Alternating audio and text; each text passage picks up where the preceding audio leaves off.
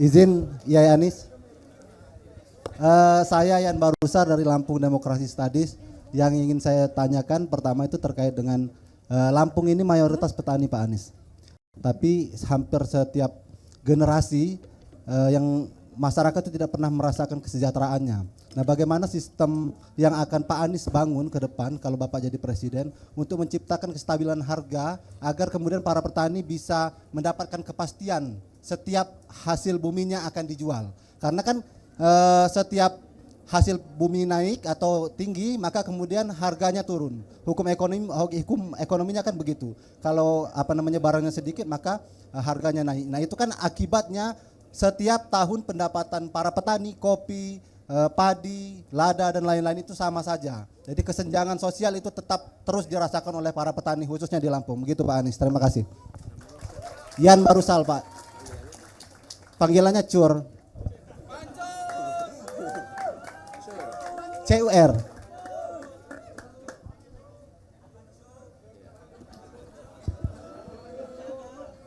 Siap. Oke, Yai 2 menit dari sekarang. Saya panggil Yai Cur ya.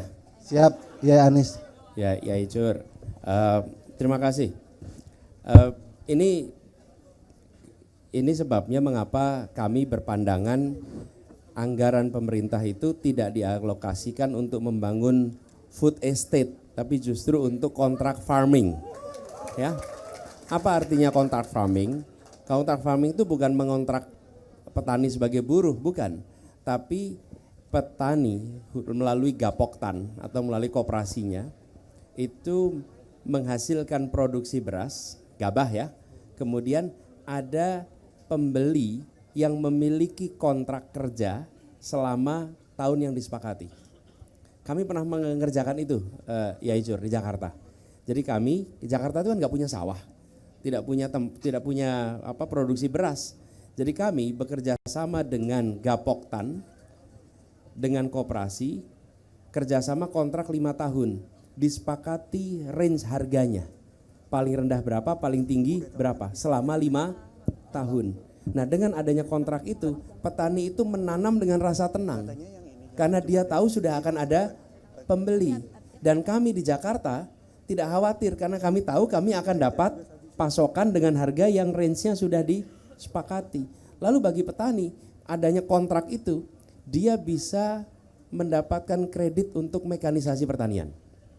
Dan dia bisa ke bank BRI unit desa, kalau sampai perlu pinjam, punya kontrak tuh. Bahwa akan ada yang membeli dengan harga yang sudah disepakati. Jadi kontrak itu menenangkan petani, menenangkan juga bagi kami yang membeli. Nah, itulah yang disebut sebagai kontrak farming. Bila itu kita kerjakan di berbagai wilayah Indonesia, maka petaninya tenang, konsumennya juga tenang, harganya juga stabil, dan mata rantai yang panjang itu bisa dikurangi karena langsung. Oke, Yai Anis, waktunya habis. Jelajahi cara baru mendapatkan informasi. Download Metro TV Extend sekarang.